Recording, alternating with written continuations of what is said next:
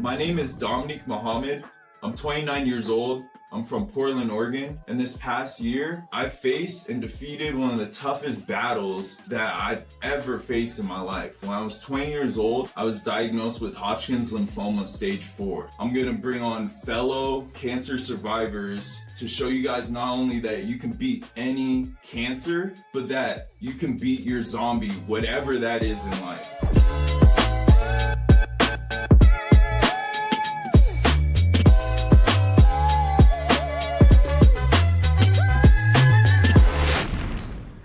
Thank you for tuning into this episode of BeastvsZombie.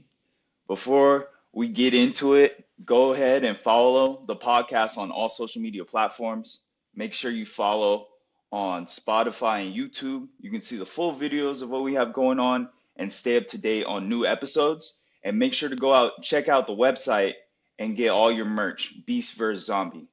Today, I have my boy Jaden Carter with me. He has an inspiring story overcoming cancer. So we're going to get right into it. So, Jaden, how did you feel when you finally got the news that you beat cancer? Man, I cried literally on the spot because I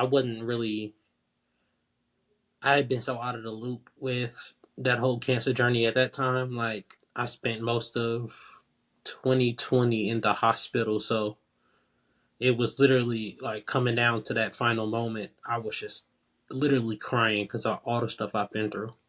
It was like a really rewarding feeling. Yeah. And so, how long has it been since you got that news? 5 years. It's 5 years. crazy. Okay, yeah. Congratulations. That's good. I'm glad it's been. Well, so you said you spent most of 2020 in the hospital. What was that like? Scary. Really, really scary because at the time when I was going through chemo and everything, I had lost my immune system. So COVID broke out. So I was really, really scared because I was like, I ain't got no immune system and we got this deadly disease going around right now. How am I going to battle? Like, it was really a tough year for me and my family. Like, that Mhm. entire process was really, really scary. Right. And so what kind of cancer did you have? I had brain cancer.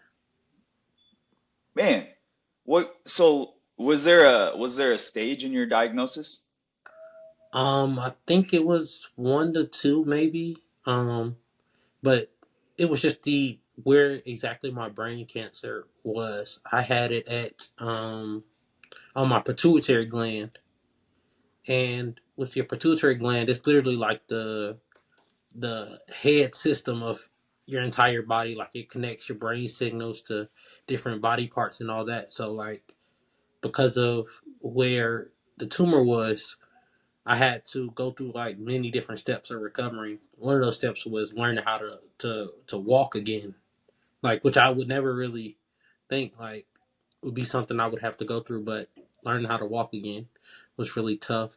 Also, my body was holding on to sugars, so it would store them in my arms instead of getting rid of them through my body. Um, and then I couldn't. My brain wasn't connecting to the lower half of my body. So I used to run track and stuff, so my body just wasn't connecting and working. So it was such a scary time because we didn't know what was going on. Um, Also, like, I could not stay awake for like more than a few hours. Like, if we were like talking and stuff, I literally doze off and fall asleep because it was just that bad. And yeah, when we found out January, early January of 2020, I just went in to get some eyeglasses because my eyesight got really bad. I couldn't focus or anything. We went in there, and then the doctor was looking behind my eyes, and she knew I had cancer, but couldn't tell me that. So she was like, she gave me and my mom a ticket and was like, go to Emory immediately. Like, go to the emergency room immediately. I wasn't thinking nothing of it. I was just like, okay, maybe some special type of glasses. And then so we go, and then as I'm in there, we sitting there. They ran a couple tests, and they came to me with the worst news of my life. They were like, we found 2 or 3 masses behind your eyes. And literally everybody in the room, heart sank to their stomach. We all broke out crying. Um, Immediately my mind went into, okay, what do we need to do to get this done? Because I was scared. I was nervous about what that meant. So we went to, they took me up and put me in the hospital.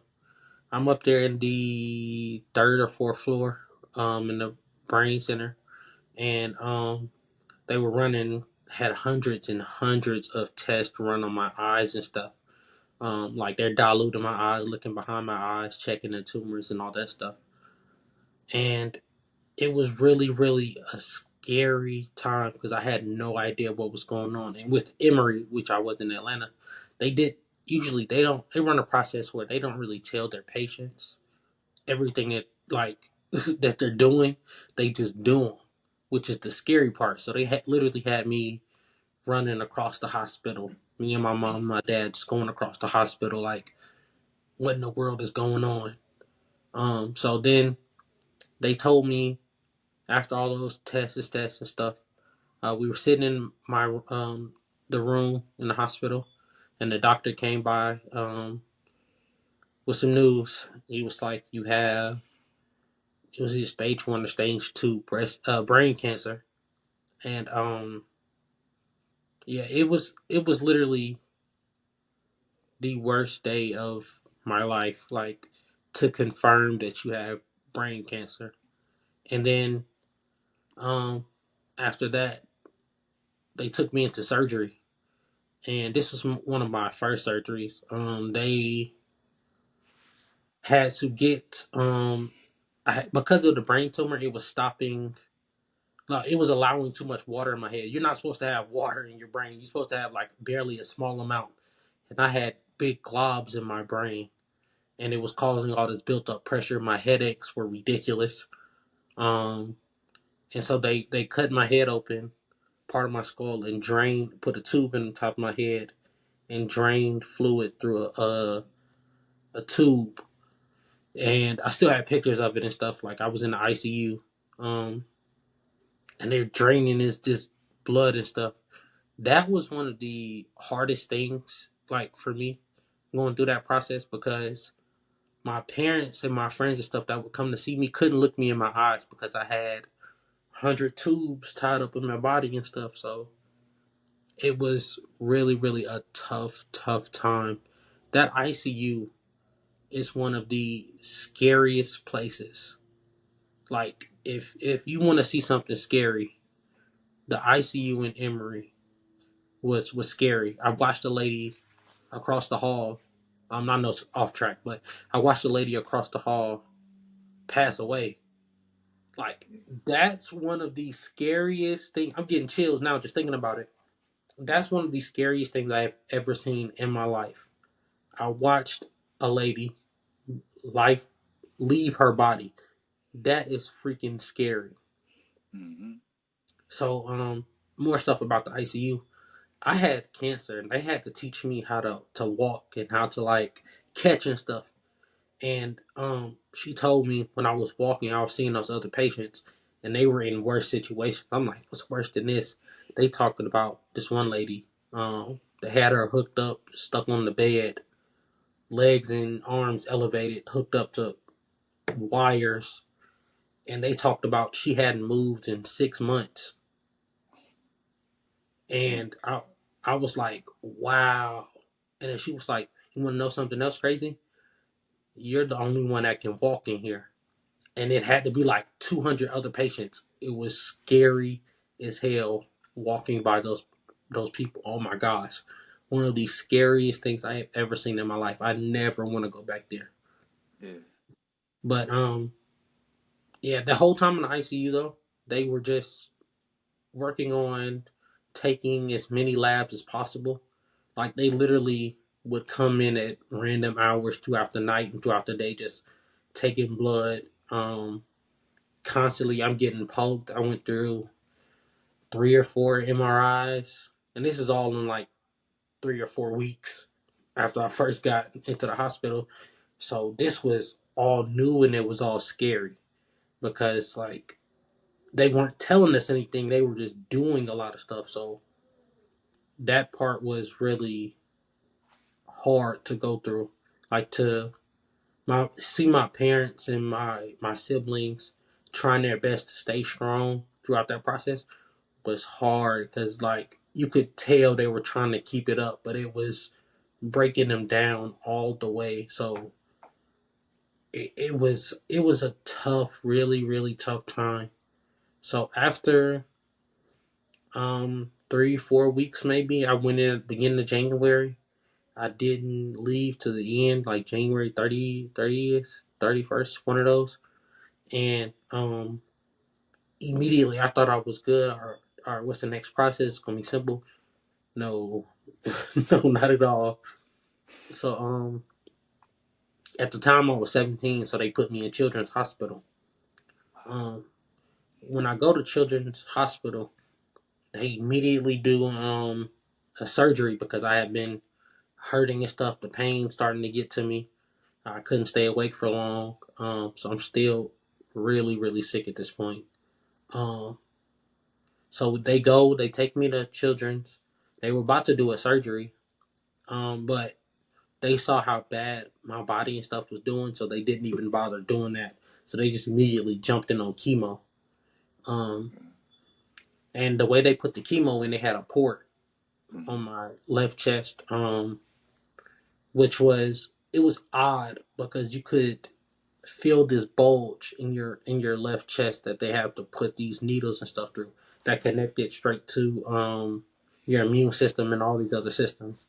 So this chemo, um, when I tell you, like, chemo is the worst thing I have ever experienced besides radiation. Like, I lost sense of smell, sense of taste. That I had to do it for 3 weeks, and then like I had 4 cycles, so every 3 weeks. Um, yeah, chemo was bad. Like that right there is the worst stuff on the planet. It's like Yeah. good poison, but the way that they gave it to me, it was just they used to give me like liters, bagged liters, and then 2 liters of fluids. Um, You'd be sitting there for hours. Literally hours, and then I had to do it like 3 days in a row. The first day was all right. The second day was worse. The third day was even worse. But it would get better every 21 days, and then it repeat the cycle And then you all gotta do over it again. again. Yeah. Yeah. So during that process, losing my hair was something I didn't know how I would react to that until it started happening. Like I was in the shower and I was just washing my hair and stuff. My hair and stuff started falling out. And I remember breaking down because I'm like, oh my God, I thought I didn't care and stuff about my hair. You never really understand how connected to your hair is until you start losing it. Like, that was one of the things that shocked me because, like, literally, I broke down in front of my mom and my sister, like, oh my God, this is real. Like, this is really happening. Um, and then after that, like, going through that chemo process, after that first chemo cycle, I started losing my hair and stuff. Um, I don't know how everybody else experience was with cutting their hair because of chemo, but I Mhm. know me, I cried because that was a really, really tough time for me. I was in the barbershop, like I was scared people were looking at me, just having to chop off all my hair. Like that was one of the most surprising things that caught me really, really off guard with the entire cancer journey. Yeah. Um, And it's so I crazy. It's crazy because like that's people's identity is their hair, right? You know what exactly, I'm saying? Especially like females, like right, like I know when I was going through the chemo, my hair got thin, but I didn't actually lose all my hair. mm-hmm, I had to get a bone marrow. I at one point I did actually go bald. I had to get a bone marrow transplant, mm, and so in order to get a bone marrow transplant, you have to be in remission. So they put you through like extreme measures of chemo and radiation basically like probably more serious than what your normal regimen would be Mm-hmm. in order to like make sure that all the cancer cells in your body are eradicated. Mm-hmm. And so similar to you, when I started actually losing my hair, I actually had shaved my head because it was thinning out and Mm-hmm. I could feel that it was getting done. And so I don't even know if I went to the barber shop. I just shaved it like real low with like a one or something like that, like real low. And Mm-hmm. then I was in the shower taking a shower right probably like right afterwards or something like that. And the hair just slicked off. I was in the shower kind of like rubbing my head and I looked down and there was all this like right it was tiny. My Yeah. hair was low already. It was all this hair on the floor. And I was like kind of confused and didn't understand what was going on. And then I put two and two together and I just started slicking all the hair on my head just slicked off. Mm-hmm. Like it and I was like, man, that was crazy. And then so I was bald twice. So because I had two bone marrow transplants. So Okay. then because I beat cancer and then I was in remission for 3 years and then I like had a reoccurrence and so the cancer came back and I had to do another bone marrow transplant and at that time I had braids. I had been in remission for 3 years. My hair was long again like this. And so I remember I was in Portland, so that's where I'm from. I'm from Portland. I live in Las Vegas, but I was back in Portland. I was with my barber. Man, I've known my barber since I was a little kid. So I went in there. I had him cut my hair all off, and one of my dad's good friends, actually like childhood friends, works there, and she braids hair in the same salon in the barber shop. Mm-hmm. And I came in with my hair long and cut it all off. And she was like, "Oh my gosh, you cut your hair off. Like what like what is going on?" Right? And I'm like, "Man, I got cancer. I'm about to get a bone marrow transplant. Like it's about to fall out anyway."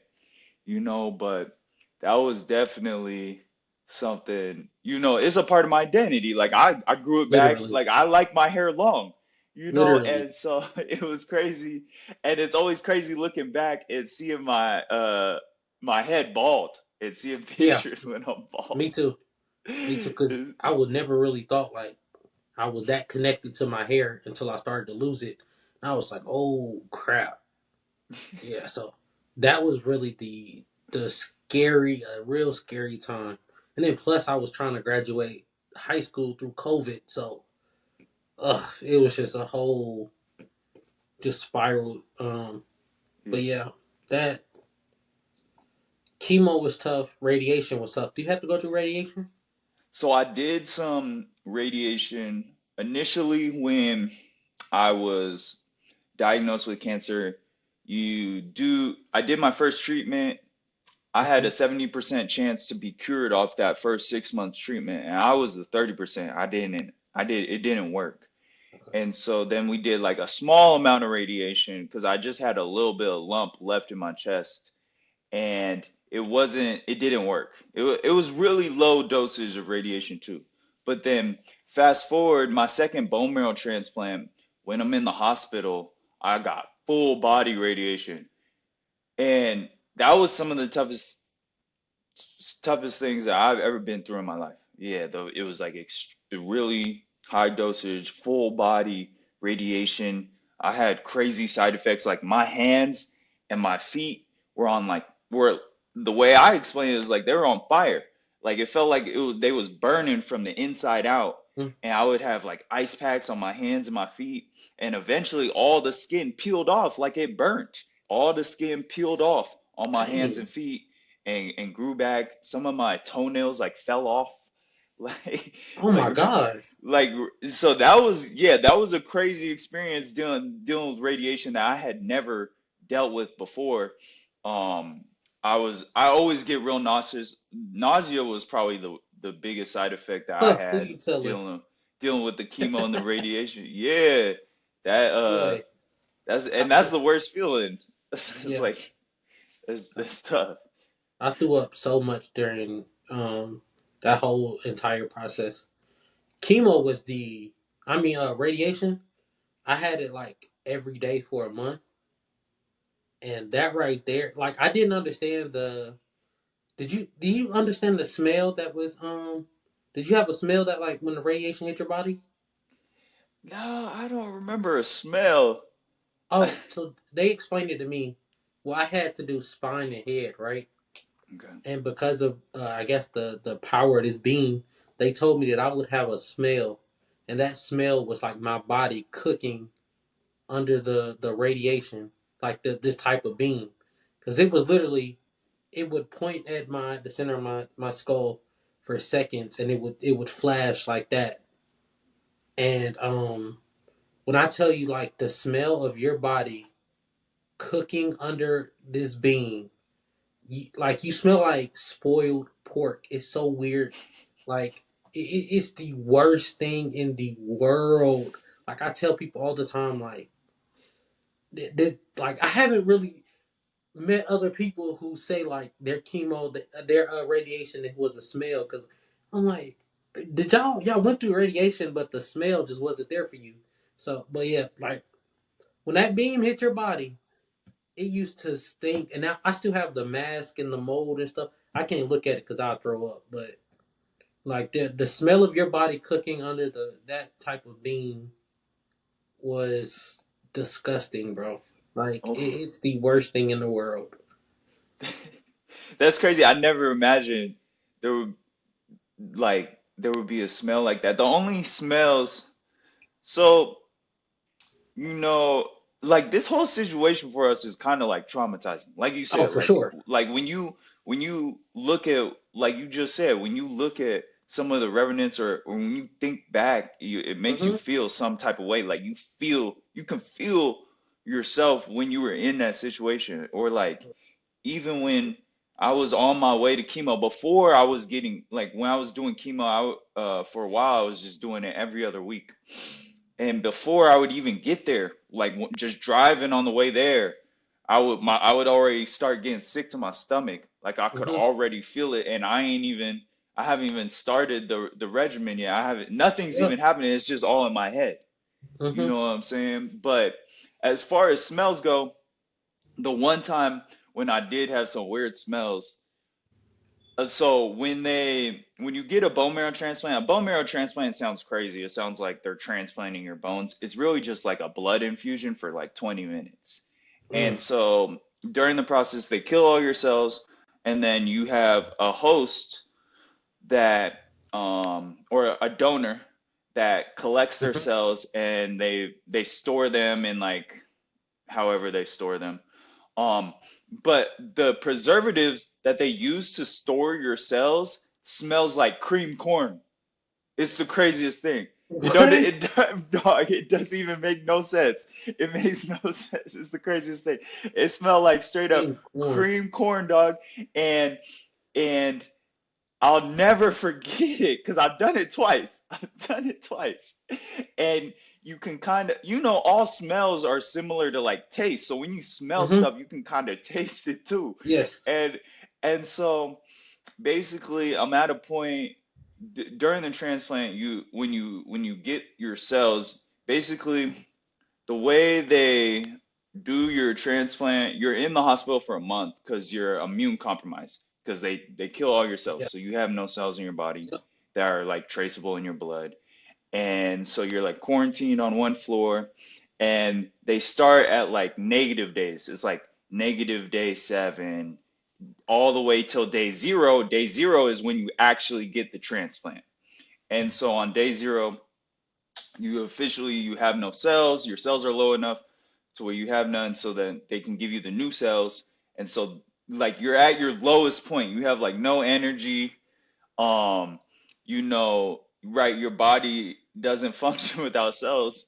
So you're at your lowest point, and then like I said, it just smells like cream corn. They're giving you a blood infusion for like 20 minutes, and then every time I just remember I just like pass out. Like your body kind of, even though it seems so simple, goes through a lot in that whole situation. But yeah, that was kind of the smells I got. Also, I mean, just the smell of the hospital kind of gets me. Like, I had to visit the hospital the other day because I have a buddy in the hospital, and you know, it never really changes. Every hospital ever, is, like ever. yeah. I still feel it like even now when I go to the hospital just for regular appointments and checkups and stuff, I get real quiet and then I start to get real nauseous. I'm like, Hmm. please don't let it be something. Please don't let it be something. Like even my MRIs and stuff I have to go through now, like those are still scary. Like, Yeah, uh, man. but So how long did it take you from when you were diagnosed to actually getting to the end and overcoming cancer? so about 6 to 7 months. That's So cool. it was fast, but it was a lot happening. Like, and then that after I beat cancer, it still were problems afterwards. Cause like my body and stuff just wasn't acting right. And then Mm-hmm. because I had the port in, they Mm-hmm. were like, we wanted to move it. We wanted to like remove it and stuff because we chemo was done. There was no need for it. So they took it out. But what ended up happening was because the way they took it out, they didn't like do something with my body. I ended up developing blood clots in my lungs. Oh my God. So that was really tough. Like I couldn't walk a few steps without getting tired and almost falling to the ground. So just see like, crazy stuff like that was happening.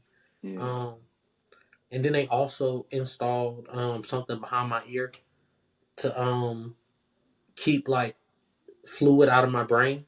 Mm-hmm. So it's like behind my ear and it runs all the way down my neck and my stomach and wraps around my stomach to drain fluid and just put it back into my system.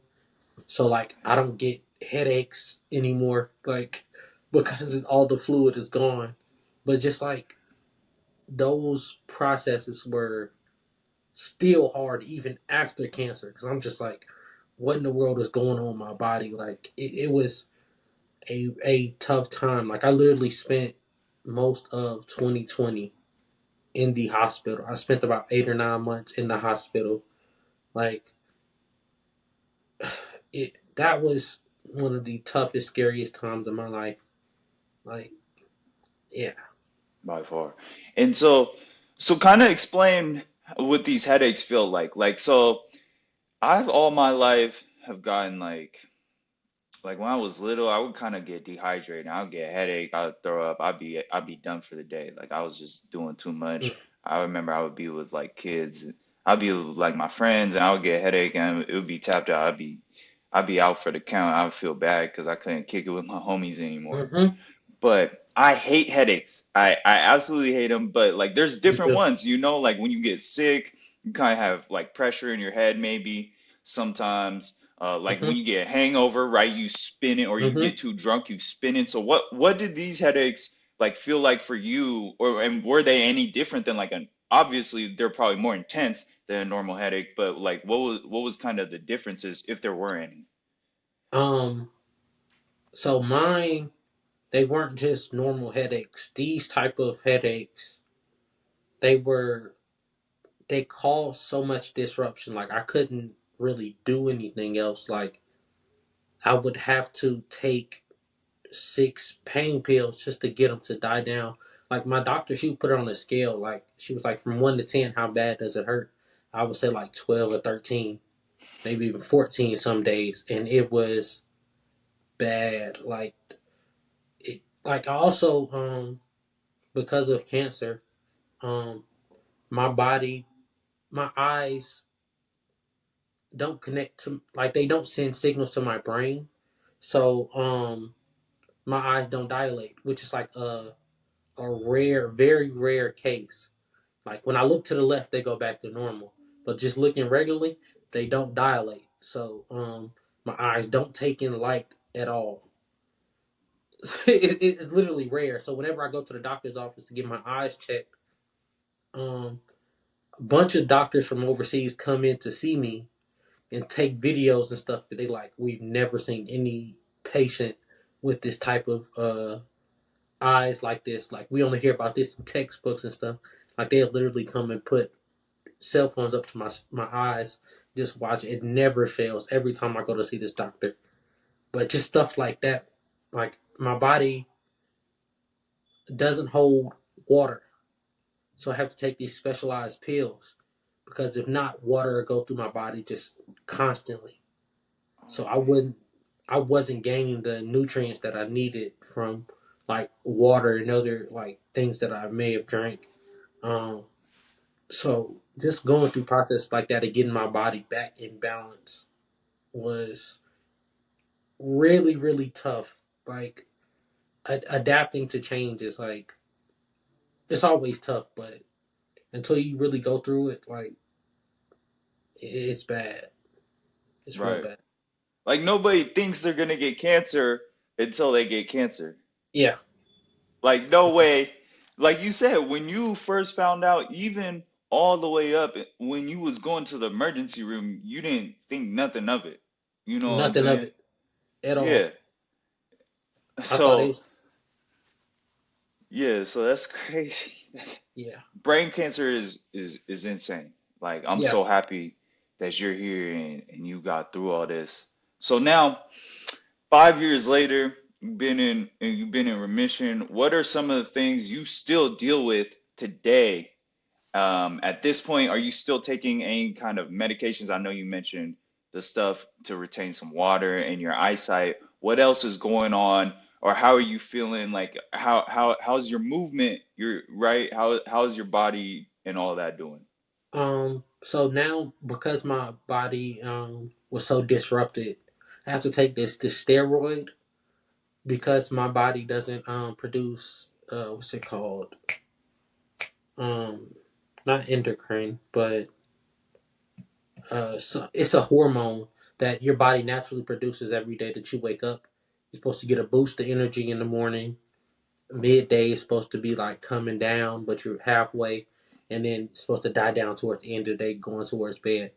Um, my body didn't do that naturally anymore, so I have to take this pill in the morning and at midday to like keep my body in line and just balanced overall to live a human like natural existence.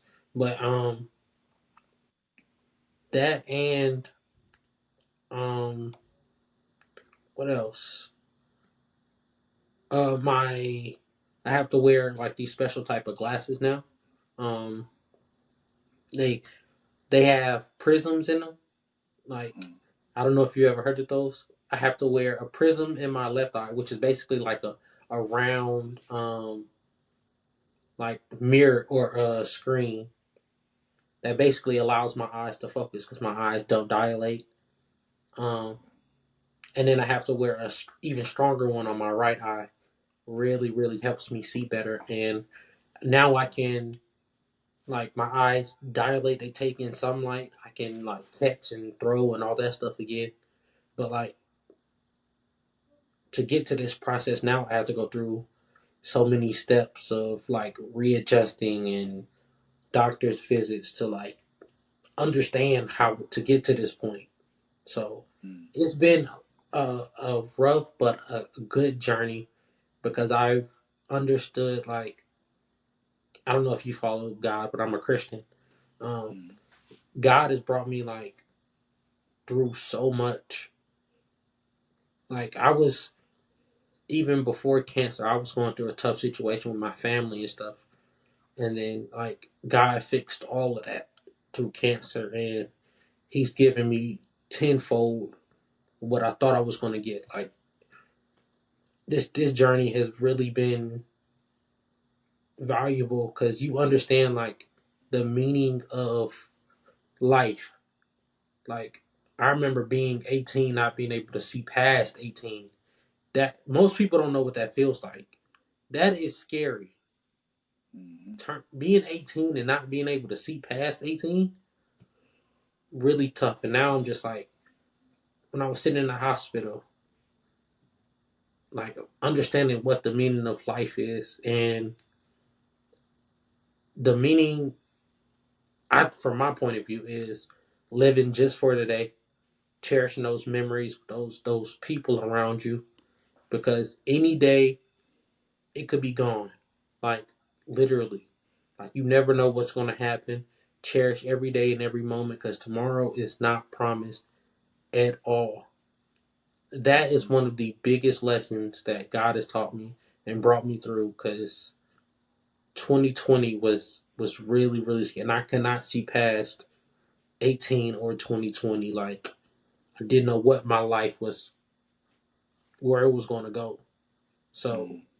living just for today, and I literally wanted to get that tattoo on my body, because just for today, because like you never know what can happen or how things may unfold. So yeah, It, man, and so happy that you're able to, you know, look at it and have some type of positivity come from sure. probably, like you said, the worst days in your life so far, you Hmm. know? And man, it's crazy that stuff like this has to happen for us to have a perspective Oh, and really get an understanding of what is truly important in our hmm, lives. You know what I'm saying? And for whatever reason, that's the way it goes. Like they don't tell you, they couldn't tell you how you got cancer, right? hmm. They couldn't at all. They it's They just couldn't at like all. luck of the draw, I guess, or maybe it Literally. could be this, maybe it could be that. We don't really know, or they tell Hmm. you they don't really know. Um So, but it's just crazy. I always think it's crazy, man, that we had to go. I mean, just like you, because like you was diagnosed when you were 17. I was diagnosed when I was 19 years old. I was in college. I was healthy. I work out a lot, play a lot of basketball, pretty active person, running around all the time. And it was a complete surprise. Complete surprise, even when, just like you said, the doctor that I first saw, he knew immediately. He Yes. he asked if if I wanted to hear his opinion, and I said, "Yeah, I want to hear your opinion." And he said, "You have cancer." And he said, "I can't diagnose you because Yeah. we have to do the biopsies and confirm that, but you have cancer." And he was right. And when he told me that, I didn't believe him. I was like, "There was no way." I remember talking to my dad like, man, there's no way this dude is telling me I have cancer. Hmm. Absolutely not. Like, okay, I felt good too. I didn't have no side effects. I had a lump in my neck. My lymph node was swollen.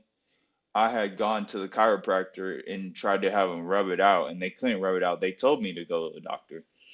And so yeah, man, I didn't believe it, but similar to you, man, like changed my perspective for the better, really shed light on what is important in life, the people that are the most important in my life, the things that I care about, my whole Hmm. perspective on life. Because like you said, you don't know when it's gonna be all done. And man, specifically, even like over in the past year, I've had friends pass away for crazy reasons, for Hmm. random reasons. It just seems like I'm 31 now. It just seems like I'm kind of getting to an age where a bunch of people that I know, you get if you don't take care of your body, or if you got stuff going on, or just random freak accidents happen just Hmm. as time goes on.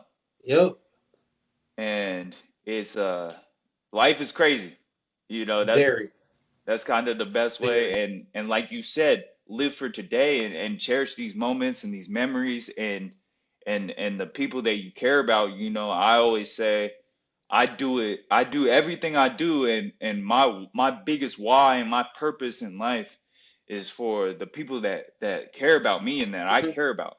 Yep. Like, because And at the that's what end of life the is about. day, yeah, that's what life is about. Because at the end of the day, right? Like you might have a job, right? Or you might, pay bills and have a home, or Hmm. and have a place to stay and get food and stuff, right? And that's kind of like your lifestyle. But the stuff that you remember is like your family, your friends, like how Yep. you made them feel and how they made you feel, and those memories, like when you get Hmm. with your homie, right? You be like, oh, remember when we was doing this, this, and this, and like Yep. y'all be laughing, and you get a feeling. Like Hmm. that's what I live for, is the feelings, right? Yep. You got to cherish Um, those forever, because something can happen tomorrow. You be gone. You like, Yeah, man. well, I remember this about him. I remember, like, that's all you have. So That's all cherish you those. had. Cause you right, like I was saying, I got people that's gone. I can't talk to them no more. I can't pick Yep. up a phone and call them and Hmm. say, "Yo, remember when we was doing this?" All I got is pictures and memories in my mind and feelings about it. You know what I'm Yep. saying? And it's crazy. It's crazy. Very crazy. So, man, so how backtrack a little bit.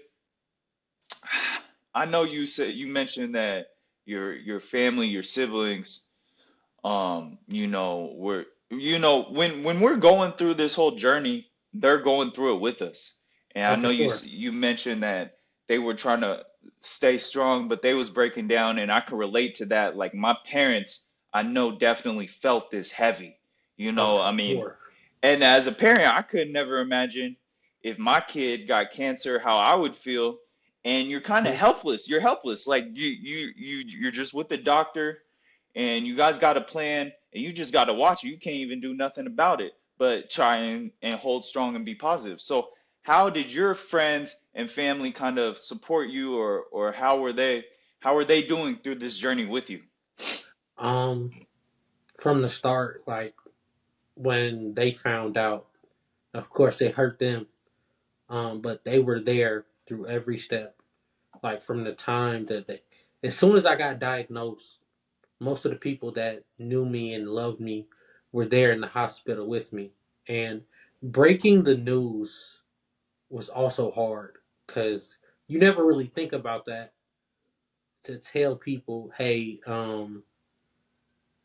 like he's sick and this is what happened. Like I still remember it's still heartbreaking to me. Remember the call with my brother, because my mom had just told him, hey, we're just going to the hospital. Just something went wrong with his eyes or something. Not really, he didn't really think nothing of it. So he called me after I got diagnosed, and I had to tell him, like, and he just was confused. He said, "What? Like, what do you mean? What?" Like, he cried, and he was there literally the next day, and cried. Everybody in there was crying because it was just like, "Oh my God, what happened?" Like, literally, you're to see those people so helpless is a feeling like I can't really explain it because it's such a bad feeling. Like to see those people say every day, man, if I could take this and I'll be sick and you be the one that's healthy, I would do it. To see my mom try to have this strong face every day, like even now I'm still learning stuff about my friends and stuff. They were like, we would try to come up there and see you, but we would cry on the way in and couldn't even do it. Like just stuff like that. Like me not really seeing that, but understanding like these people really love me, and this is hard for them too. So I knew I couldn't give up. Like I had to keep fighting because if not, then I would be letting these people down, or not letting these people down. But yeah. Yeah, man, like we was just saying, everything we do is for those people that care about us, man. Hmm. And that's good that you got love in your life and people around you that care about you, because I'm Hmm. I'm sure that helped you. Oh, for sure. That's major, man. Like, that I had I had so much support, and not everybody has that. Not Yeah. everybody has that, which is crazy. Like, I mean, like, even like little examples, like I seen an old lady at the grocery store last night, and she was by myself. She wasn't very mobile. Like she was moving Hmm. real slow. And I'm thinking to myself, like, man, this lady probably don't got nobody. She probably got doing this and running to the grocery store because don't can't nobody even help her. She just by herself, and going through things without support could be really tough. So I always thank God that I have so much support in my life, Ooh, between my family, between my friends, people that I same. don't even really I'm not even really close to, that Hmm. came through. At one point, I did a GoFundMe because I thought I was going to go ahead and go and I wanted to do a treatment in like Mexico or something. I wanted to do some type of different treatment, and I did GoFundMe, and I couldn't man, I couldn't have even imagined how many people supported me. People, like I said, that I didn't know that even were watching, that I didn't even know or realize that they knew what was going on. Hmm. And is, that's just like next level. It's amazing what can happen when people show love and when they come together, and what that can do, and that all helped me, like you said, for a lot of those reasons, that all helped me push through everything that I was going through. Because like you said, you went through this in like all in 2020. Yeah. I went through a cancer journey for 10 years. I had cancer for 4 years. Man, I beat it and was in remission for 3 years, and then it came back and I had to beat it again. And all in all, it was like a 10-year thing. And it became kind of normal. And it's crazy to say that, like, that's very crazy to say. that cancer just Cancer came, became normal. it became Yeah. normal, and seeing doctors and getting blood drawn and labs and Hmm. tests and stuff. It just became a part of my life, and I really, you know, got used to it. Um, yeah, that it's just interesting, but man, we are nothing without the support and the Well, love that we have from our family and friends. That energy that they bring, you know, sh- it got you through what you went through. It for sure. got me through what I went through. Man, I don't know what I would do without, especially people like my mom. Man, my mom is the biggest trooper in the world, dog. Like, she would go to every appointment with me. Same During with mine. Yep, during chemo, I or during my last bone marrow transplant, it was during COVID. And Mhm. so I was only allowed one visitor my entire stay in the hospital. And so I'm in the hospital for a month. It's just me and my mom that whole month. Everybody else I'm calling, I'm FaceTiming when I'm feeling okay. But it's really just my mom and I. She's still working at the time, so she's visiting me at the hospital every day, running my clothes back and forth, doing laundry Yeah. for me, bringing me snacks or whatever I need to try and help. Like, my mom is a big problem solver. So she's trying Sure. to do whatever she can to try and solve as many problems that she can, even though she can't control like the bigger part of administering the treatment Yep. and and actually getting me healthy. But she's doing all the other stuff that she can to try and make me feel as good as she can while I'm going through this whole process. So that's crazy. So Yeah. man, do tell me, do you have any stories that made like a very big impact on you? Like one story that really stands out to you that made a huge impact on you during this whole process. Um, I can say that being at Children's Hospital and seeing like those that cancer, the effects of cancer and how deadly of a disease, and the support that people have, like the how strong like people's will to survive is at Children's. Like, I remember this one little kid, it made me cry. This one little kid, he was coming in for cancer treatment, and he me and him had the same scar in our head from the same treatment from when we had to get blood drained off our brain. And kid looked up at me. We was in the elevator, me and my mom. He was like, hey, he looks just like me. We both had our heads shaved and everything. And it was just like, it was touching because you saw like the will to live, and also like how beautiful life is at that moment, because you saw like it affects everybody, and life happens to everybody, and how tough it is, and how you have to pull through for what you want. Like that it was scary, but it was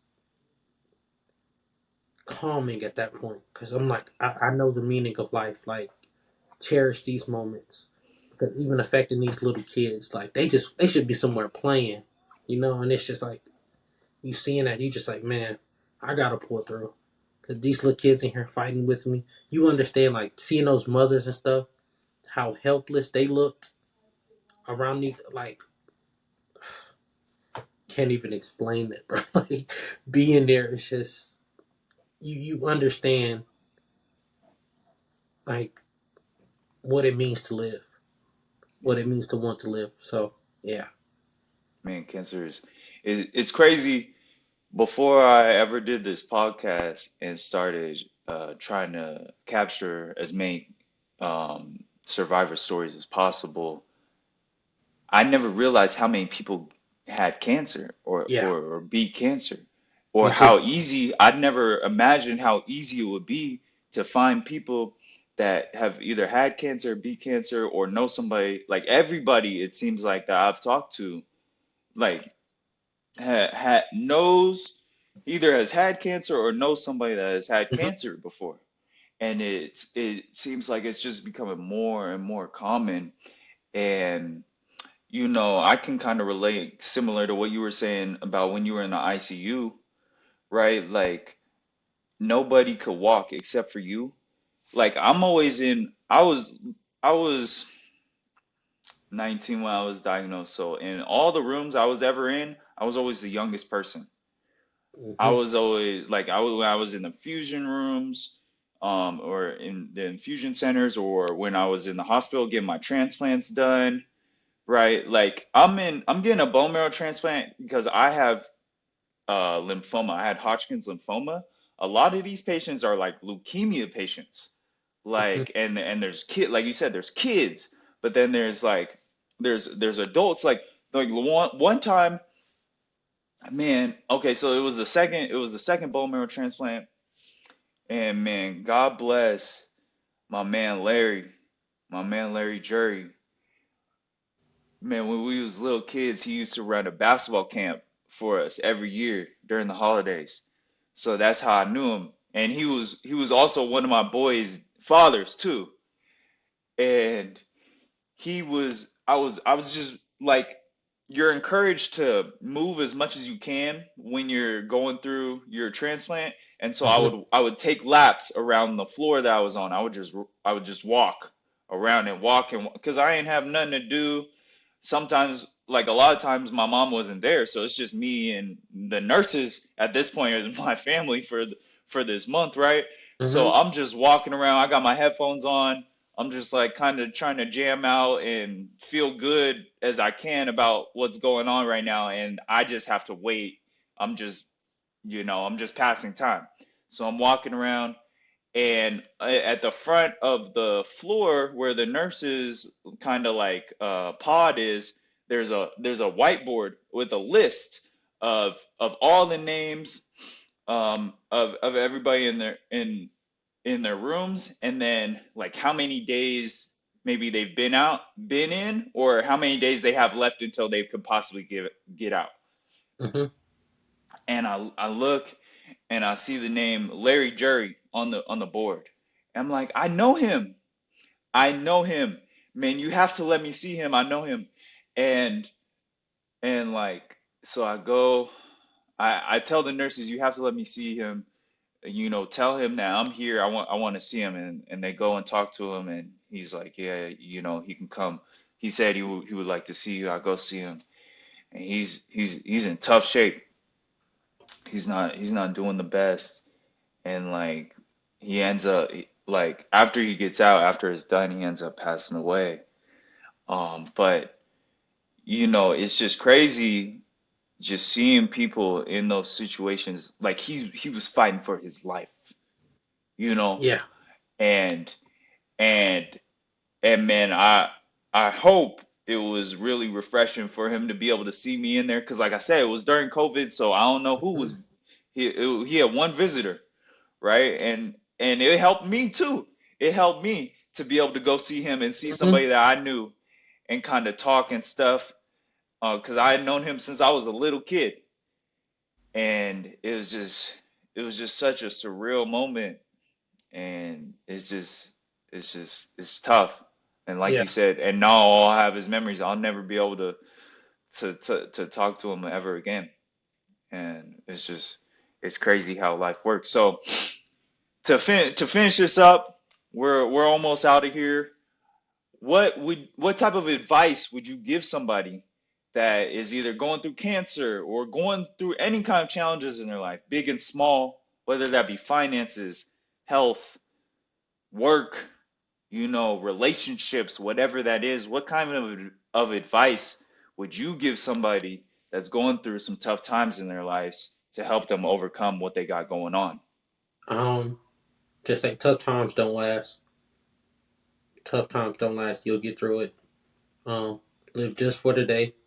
Stay consistent and breathe and enjoy life. Like take a second and enjoy life because you can look up and months have passed by. You hadn't really lived. So, um, yeah, life is tough for everybody, but just take a second to live in the moment, be there, hug on those who are there with you, love on those who are there with you, like and cherish those because tomorrow they may be gone and there's nothing you can do about it. So yeah, just live for today, live for today. Yeah. And I think that's really important because, like, life is a journey, right? Mm-hmm. It's a journey, and it's easy to get caught up in your work life, in your problems that you got going on, Yep. in money issues, and trying to compare yourself to other people in the world Mm-hmm. that are doing things, and thinking about your life and what you're doing, and stuff like that. It's very easy to just get caught up in that mindset and lose track of, like, what we've been saying, what's really important. And you know it's a journey, because when you do all those, say, right, you have big goals and you hit those goals, or you Mm-hmm. make that amount of money that you wanted to make, or you got that car you wanted. All that's going to happen is you're going to make another goal.